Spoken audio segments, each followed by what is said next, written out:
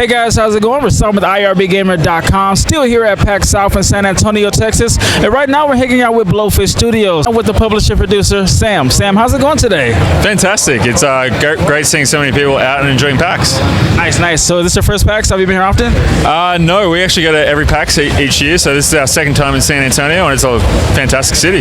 Awesome. So you got us showcasing a couple games here. One is really kind of caught my attention. It's a horror game, Infliction. Tell us about that one. Yeah, so Infliction's a survival horror game. You kind of wander through the environment trying to piece together clues of what happened in this house and why there's an AI demon kind of stalking you and trying to kill you.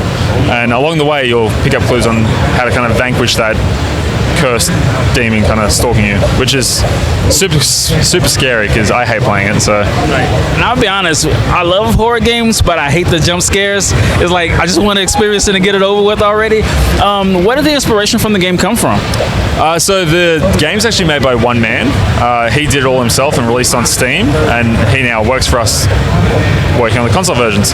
He actually just got married and had a young family, and he's kind of envisioning what would happen if, say, if someone died, or like how someone would cope with that, like loss in a family. Okay, nice. So when you guys kind of saw this game, what was the first reason where you said, like, you know what, we have to have this on our platform? We actually saw a lot of YouTube videos of reactions, and we thought, people love this. We can already kind of see people getting scared and people reacting to it really well, and thought this would work perfectly on consoles. And we reached out to Clinton, the main designer, and he wanted it on consoles anyway, so It was a natural kind of fit. Okay, so did you guys have a launch window for Infliction? Because this is the extended cut, right?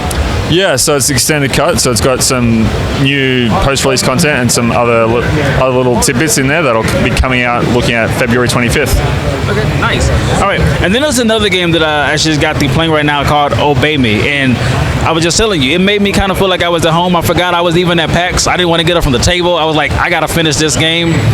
Tell me about that one.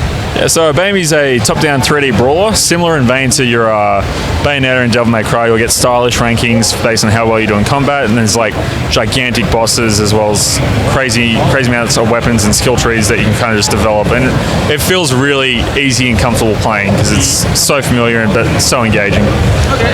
And then so I noticed the characters.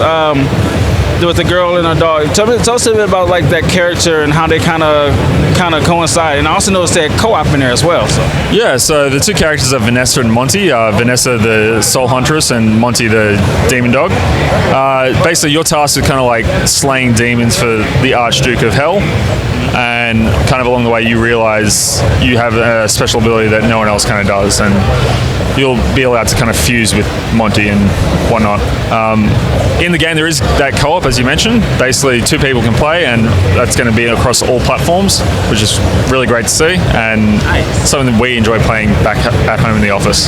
That's awesome. Now, even though we're talking about those two games, is there one particular that's kind of near to your heart here that you might want to talk about? Yeah, I really love Kung Fu Kickball. So it's like an action sports fighting game that we've got on demo as well. It's really great seeing, it's a party game, so seeing people gather around with their friends, yelling, hooting, hollering, and just seeing who's the best. It's a lot of fun just to watch people play it. Awesome. And I guess my last question is around just Blowfish Studios in general. What do you want people to take away when they see that title and that company? Yeah, for the past year we've been working steadily on publishing games. At the end of the day, we want people to recognize that we're putting out quality games every month, 2 months, sorry, mental blank.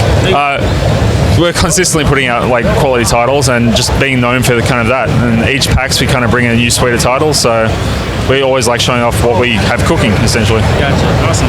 Now, I'm going to ask this question. Did you guys have anything in mind for PAX East? We do. We're looking at taking a lot of the same games plus a little added extra, which we haven't announced yet. So expect to see a lot of the same stuff here, but there'll be a few more additions. So if you haven't made it, you still have an opportunity to check that out. And where can they find everything about Blowfish Studios? Yeah, so on Twitter at Blowfish Studios, as well as on Facebook, and our website, blowfishstudios.com, would be the easiest place. Ladies and gentlemen, we just got through talking about some of the great games here at Blowfish. Keep your eyes open and make sure that you're looking out for it. And most importantly, stay tuned here at IRBgamer.com.